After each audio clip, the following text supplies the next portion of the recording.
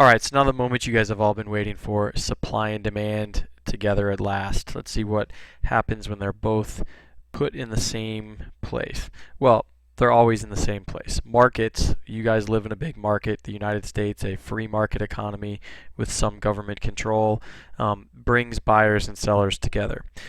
Buyers have demand, producers have sellers, producers have supply. Those forces, the buyer's insatiable desire to get the lowest price possible and the seller's equally insatiable desire to sell for as much as possible. Those forces of supply and demand work together to establish prices, and in our economy, prices are what form the basis of economic decisions. On a daily basis, you see prices, and it helps you determine whether or not you're going to purchase something. Now, there are some things you need to purchase regardless of what the price is, but generally speaking, prices do help us make decisions and make long-term and short-term economic decisions. Supply and demand can be scheduled on one graph and plotted on one chart and plotted on one graph. So here you have a supply and demand schedule, whereas before we were only seeing part of this with price and quantity demanded and then price and quantity supplied. Here it is all at once with that range of prices, $1 to $5 for the widgets. At a high price of $5, there are only 2 being demanded, but there are 10 being supplied. At a low price, there are 10 being demanded. We want to spend, as consumers, we want to purchase more at a low price, but the producers are only supplying 2 at that particular price. So supply and demand at work, you put this on a graph, you got the same axis, x-axis for the prices and the y-axis, the horizontal for the quantity, and we get a good look at what the supply curve going up and the demand curve going down. You get that cross with the intersection, which will be important. Now, 2 concepts before we determine where price comes out of all this. First, surplus. It's the amount by which the quantity supplied is higher than the quantity demanded. When a surplus is present, it's signaling that the price for a product is too high. At that price, consumers are not buying all of the product that suppliers are willing to sell. In any competitive market where there is more than one producer and there are dozens of consumers out there, a surplus will not last. Sellers will need to lower their price to sell their goods. So let's take a look at the widget market here and what a surplus would look like. Suppose widgets were selling for $4 a piece in the marketplace. Okay, so we draw a line straight across there at $4. Look at where it intersects with the demand curve right here going down and the supply curve right there going up. At $4, quantity demanded will be 4 widgets. However, quantity supplied is going to be 8 widgets. That means that we have a surplus of 4 widgets. There are 4 being demanded, but 8 being supplied. That means there are going to be 4 left over. Once the transactions take place, the surplus, the the producers that come to the market with 8 widgets will only be able to sell 4 of them. They're going to have 4 left over. In order to get rid of the other 4, they're going to have to lower their price. This happens every day in the marketplace. If there's too much left over at the end of the day, you'll see businesses cut prices if it's something that's perishable. If there's too much left over at the end of an entire selling season, it's why things go on sale after Christmas. They're trying to get rid of them because they have a surplus left over. On the other hand, sometimes we are having shortages. This is the amount by which quantity demanded is higher than quantity supplied. This is a signal that the price is too low, and at that price, suppliers are not willing to supply all of the product that consumers are willing to buy. In a competitive market, a shortage will not last. Sellers will raise their price in response to this demand that is exceeding supply. So suppose the price in the widget market was $2. We got that same line going across, intersecting right here with with the supply curve sloping up, and right here with the demand curve that slopes down. At $2, the quantity supplied will be 4 widgets, yet the quantity demanded, remember the price is low, so people are demanding more, the quantity demanded will be 8 widgets. The shortage is 4 widgets. And when that happens, when producers realize that there are more people standing in line essentially to buy their product than they have products, so there's 8 people at the door, but they've only got 4 to sell, they're going to raise their price. The price will go up because they realize demand is exceeding the supply that's in place. And we see this happen as well.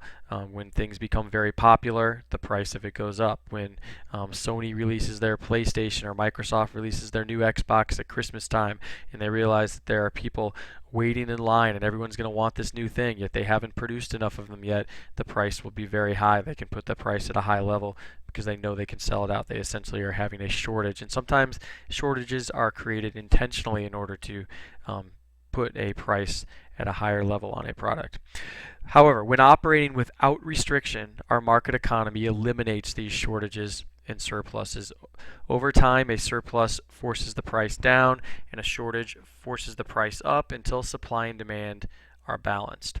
All right, so while you might start out with a shortage of Xboxes at Christmas time, over time they produce more of them, and the price will settle at a point at which producers are willing to produce them and suppliers are willing to and consumers are willing to purchase them. The point where they achieve this balance is known as the equilibrium price. It's where supply is equal to demand, and at this price neither a surplus nor a shortage exists. Once the market reaches the equilibrium, it tends to stay there until either supply or demand changes. So until we have one of those Biter and Stoner factors come in that force either supply to change or demand to change, and we see the curve shift one way or another, the price is going to stay at the equilibrium point. When that happens, there is a temporary surplus or shortage until the market adjusts and the price reaches a new equilibrium. So let's go back. We're still with widgets here. We've got this original supply and demand schedule graphed out here. Suppose that the price in the widget market is $3. All right. At $3, quantity supplied will be 6. Quantity demanded will be 6. There will be neither a surplus nor a shortage. That is the equilibrium price right there. It's where equality takes place. Now I'm going to X out of here and show you guys how this actually can play out. So let's take a hypothetical product, gasoline. Okay, we've got an equilibrium price in the marketplace. Well, supply and demand are intersecting. At that point, it shows us that this is the current price and this is the quantity being supplied. Well, let's say something changes. Okay, we strike oil in some part of the United States where we didn't know it existed. All of a sudden there's a huge increase in supply on the market. Well, when there's an increase in supply, supply will shift to the right. So we'll take the supply curve, shift it to the right. We have a new equilibrium price down here between where the old supply curve was and the new one was, and we can see that would drive price down. So if there was more oil available, price would decrease. Another example, let's say that supply of oil were to decrease. Okay, we get involved in another conflict with a country in the Middle East, and exports of oil or imports of oil for us draw to a halt, and we no longer are getting our foreign oil that we're used to using. Supply will decrease and prices will go up. That's often what happens when we do get involved in some of these wars. Supply of oil is put under constriction. That causes the price of oil to increase. Another example here where demand could affect this. All right, the summertime comes along and people tend to drive more often. They're going on vacations. We'll often see gas prices increase during the summertime, even if just slightly, maybe 20 or 30 cents on average over the summertime because there's an increase in demand. The supply has stayed the same. More people want it. The price of gas will go up. Conversely, imagine the price of hybrid cars tends to decrease. That's a complementary good to gasoline. All right, people can now afford to buy hybrid cars that use less gasoline. Everyone starts doing that. Demand for gasoline decreases. The price of gasoline would decrease as a result. These things can happen in tandem. Maybe we strike oil, supply increases, and we all start driving hybrid cars, demand decreases, the price could completely plummet. Or on the alternative, it could be summertime, we're driving a lot, and we get involved in a war, supply decreases, and the price could go way up.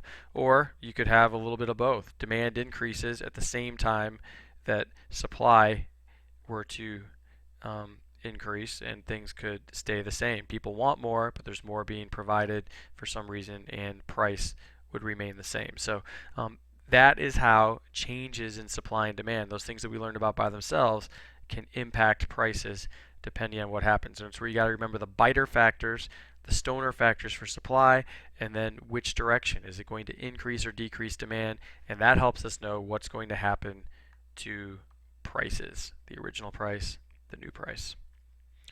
All right, that's it on supply and demand. We'll do some practice with that tomorrow, and we'll do a couple simulations over the next few days so you can see, the forces of supply and demand at work and how prices are affected.